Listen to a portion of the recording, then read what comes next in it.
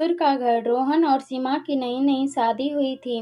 घर में ससुर यानी कि रोहन के पिता सुधीर जी और वे दोनों, बस 3 ही लोग थे। इस घर को रोहन के माँ बाप ने जीवन भर पाई पाई जुटाकर बड़ी मेहनत और अरमानों से बनाया था। वरना आज के समय में मुंबई में घर बनाना तो दूर की बात है, किराए पर भी लेना बहुत ही अचीवमेंट से कम नहीं है। जब रोहन कॉलेज में था तब माँ उन्हें और दुनिया को छोड़कर जा चुकी थी। एक काम वाली बाई सकू थी जो सुबह से लेकर शाम तक उसके घर का सारा काम करती थी। नई नई शादी हुई थी, इसीलिए सक्कू बाई का दिन भरन घर में रहना सीमा को अपनी प्राइवेसी में बाधा सा लगता था।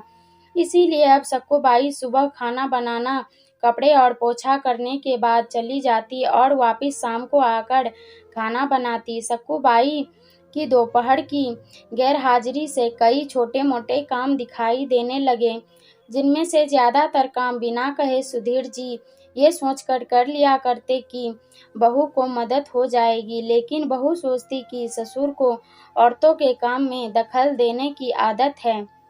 एक दिन मौका देखकर सीमा ने रोहन से कहा, क्यों न हम बाबूजी को वृद्धाश्रम में भेज दें। सिर्फ एक बार पैसा भरना पड़ेगा और उन्हें भी अपने उम्र के लोगों का साथ मिल जाएगा। हमें भी अपनी प्राइवेसी के बारे में ज्यादा सोचना नहीं पड़ेगा। रोहन ने सीमा की बातों पर ज्यादा ध्यान नहीं दिया। कुछ दिन ही बीते थे कि बाबूजी अपने दोस्तों के साथ एक हफ्ते के लिए टूर पर गए और इत्तेफाक से इसी दौरान सक्कू बाई भी छुट्टी पर थी। फिर क्या, सीमा को जैसा चाहिए था वैसा समय मिलने लगा। अब रोहन रेस्टोरेंट में खाना खा लेता और सीमा का काम ऑमलेट, ब्रेड या मैगी से चल जाता।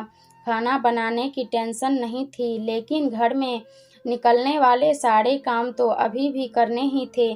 ससुर जी की गैर हाजिरी में सीमा को एहसास हुआ कि वह बिना कहे ही जो काम कर लिया करते थे उनसे कितना फर्क पड़ता था। छोटे मोटे लगने वाले यह काम भी काफी समय और एनर्जी लेने वाले थे।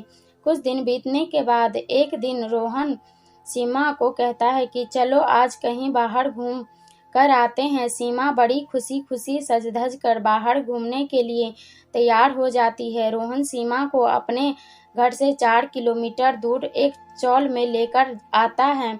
एक आदमी रोहन के हाथों में एक चाबी देता है। रोहन उस चाबी को लेकर चौल का एक कमरे का दरवाजा खोलता है। कमरा खुलते ही 2 रूम वाले उस छोटे से अंधेरे से भरे घर के अंदर रोहन सीमा को लेकर जाता है और कहता है, कैसा लगा तुम्हें हमारा नया घर। रोहन कहता है, हम अगले महीने से इसी मकान को भाड़े से लेकर रहेंगे अलग और अपनी प्राइवेसी का मजा लेंगे। अभी मेरी आमदनी के हिसाब से हम इसी को अफोर्ड कर सकते हैं। रोहन का यह व्यवहार सीमा के समझ में नहीं आया।